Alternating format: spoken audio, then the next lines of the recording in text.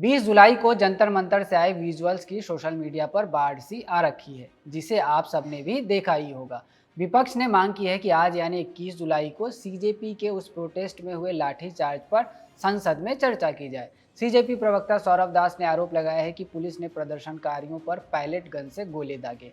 भारत सरकार भीड़ को कंट्रोल करने के लिए इस्तेमाल की जाने वाली इस पैलेट गन को नॉन लीथल यानी गैर घातक कैटेगरी में रखती है, यानी एक ऐसा हथियार जिससे जान का खतरा नहीं होता।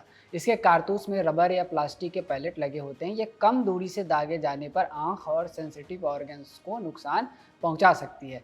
लेकिन आज हम पैलेट गन की चर्चा क्यों कर रहे हैं? वजह है वही सीजेपी प्रोटेस्ट। इस प्रोटेस्ट को लीड करने वाले लड़कों में से एक सौरभ दास ने एक्स पर वीडियो शेयर किया है और लिखा है, दिल्ली पुलिस की भयानक गुंडागर्दी, उन्होंने शांति से प्रदर्शन कर रहे लोगों पर पैलेट गन का इस्तेमाल किया। पायलट गन सुनते ही दिमाग में सबसे पहले कश्मीर का ख्याल आता है। कुछ स्क्रीनशॉट्स आपकी स्क्रीन पर दिख रहे होंगे। साल 2021 की एक रिपोर्ट के मुताबिक यूएन के महासचिव एंटोनियो गुटेरेस ने दावा किया था कि कश्मीर में पायलट गन्स का इस्तेमाल हुआ था। इसके अलावा ऐसे दावे भी किए जाते हैं कि पायलट गन्स की वजह से कई लोगों की जान पर बन आई थी और कई तो अंधे तक हो गए थे। अब एक बार फिर से आरोप लगे हैं कि जंतर मंतर पर भी इसका इस्तेमाल हुआ। हालांकि ये अभी आरोप हैं, पुलिस इसका उल्टा दावा कर रही है। दिल्ली पुलिस का कहना है कि प्रदर्शनकारियों ने बड़े पैमाने पर हिंसा का सहारा लिया और पब्लिक प्रॉपर्टी को नुकसान पहुंचाया।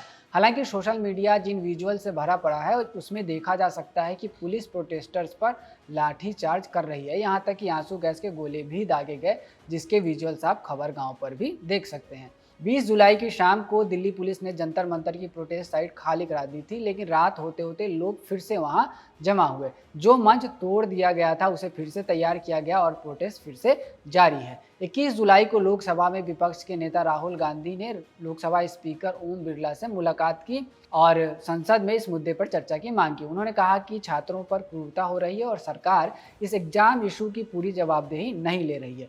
उन्होंने प्रधानमंत्री पर निशाना साधा और शिक्षा मंत्री के इस्तीफे की मांग की, जो सीजेपी वाले भी कर रहे हैं। राहुल गांधी ने सोशल मीडिया एक्स पर लिखा कि शिक्षा के लिए आवाज़ उठाने वालों को लाठियां मिल रही हैं और पेपर लीक के अपराधी आज़ाद घूम रहे हैं। राहुल गांधी ने कहा, वाजिब मुद्दे उठाने वाले छात्र घसीटे जाते हैं, पीटे जाते हैं। ये सरकार सिर्फ युवाओं को नाकाम नहीं कर रही है, उन पर टूट पड़ी है। कल यानी 20 जुलाई को मानसून सत्र के पहले दिन लोकसभा और राज्यसभा की कार्यवाही शुरू हुई। तब भी विपक्ष ने इस प्रोटेस्ट पर चर्चा की मांग की थी। कांग्रेस अध्यक्ष मल्लिकार्जुन खड़गे ने राज्यसभा में कहा था कि जंतर मंतर पर छात्रों के ऊपर लाठीचार्ज किया जा रहा है। हालांकि दोनों ही सदनों में जब हंगामा बढ़ा तो कार्यवाही स्थगित कर दी गई। आज भी दोनों सदनों को 2 बजे तक के लिए स्थगित कर दिया गया है। इसके अलावा कॉकरोच जनता पार्टी ने यह भी आरोप लगाया था कि पुलिस ने 20 जुलाई को एक 10 साल के बच्चे को थप्पड़ मारा। हालांकि बाद में दिल्ली पुलिस ने इस बात का खंडन किया, जैसा उन्होंने संसद मार्च की शुरुआत में पुलिस की हिंसा से भी इनकार किया था। कॉकरोच जनता पार्टी के फाउंडर अभिजीत दिपके ने कहा है कि घायल प्रदर्शनकारियों में से एक की हालत गंभीर है।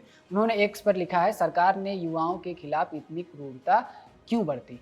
वहीं पुलिस का दावा है कि 20 जुलाई के प्रोटेस्ट में 118 सुरक्षाकर्मी घायल हुए हैं। रही बात सीजेपी प्रोटेस्ट के दौरान पैलेट गन के इस्तेमाल की, तो इस दावे को लेकर इकलौता वीडियो सौरभ दास के ही एक्स हैंडल पर डाला गया है, लेकिन इसे लेकर खबर गांव फिलहाल कोई पुष्टि नहीं करता। इस मामले में अगर कुछ सामने आता है तो खबर गांव आप तक जरूर पहुंचाएगा। जो भी अपडेट्स होंगे वो हम आपको बताते रहेंगे। खबर गांव की टीम अब भी ग्राउंड पर तैनात है, तो वहां के जो भी विजुअल्स आ रहे हैं वो भी हम आपको दिखाते रहेंगे। इसलिए आप चैनल को सब्सक्राइब कर लीजिए। इस वीडियो में इतना ही। मेरा नाम है रवि सुमन। इसे कैमरे पर रिकॉर्ड किया है हमारे साथी सर्वेश ने।